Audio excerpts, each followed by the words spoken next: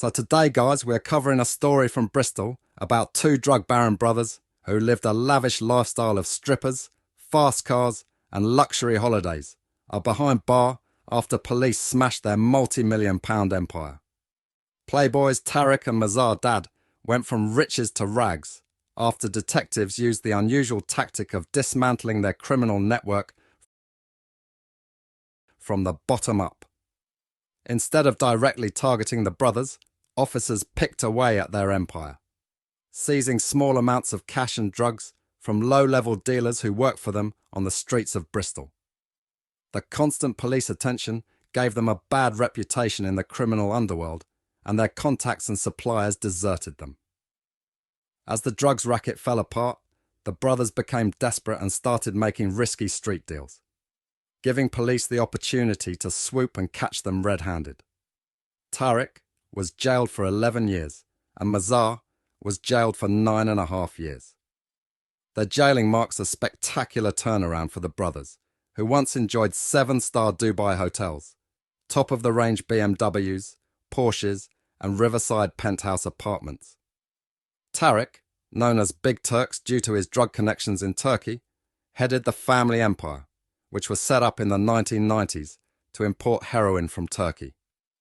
His brother Mazar was his right-hand man, the lieutenant who arranged for couriers to collect drugs and deliver them to the dealers.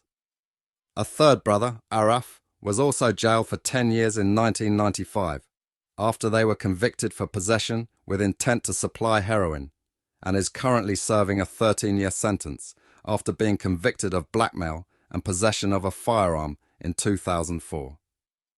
These offences related to a series of tit-for-tat shootings, kidnappings and violence as part of a drugs turf war between the Dad network and a rival gang in Bristol. SOCA launched an investigation into the family's network after learning of their lavish lifestyle in 2006.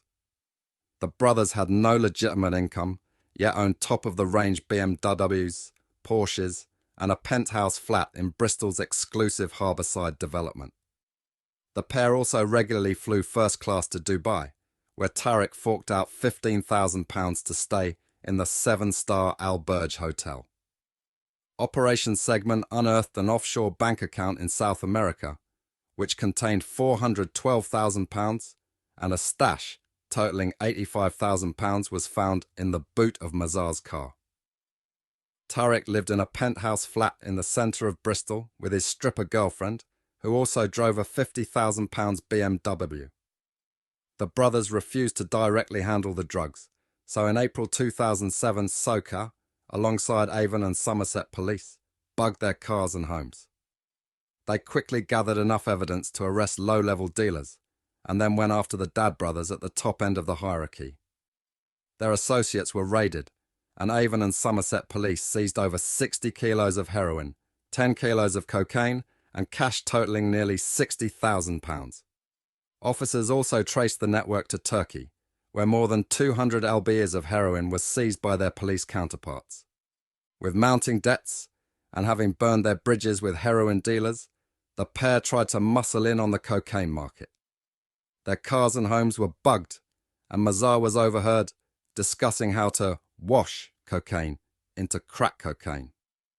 In July 2008, one of the Dad's couriers, Omar Tariq, made arrangements to take a delivery of 1 kilo of cocaine from London supplier Wakar Shah. But police intercepted the deal, and a search of Omar's home led to the seizure of a Baikal firearm and silencer. The Dads, who were waiting for the cocaine to arrive, were both arrested in Bristol. Tariq, Mazar, Wakar Shah and Gary Jones, 37, who worked for Shah, were charged with conspiracy to supply cocaine.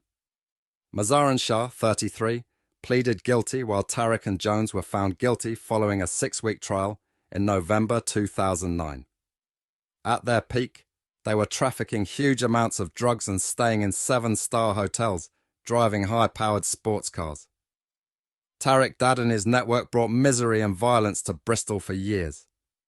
He thought he was untouchable, using others to do his dirty work while he lived the high life, but police were watching his every move.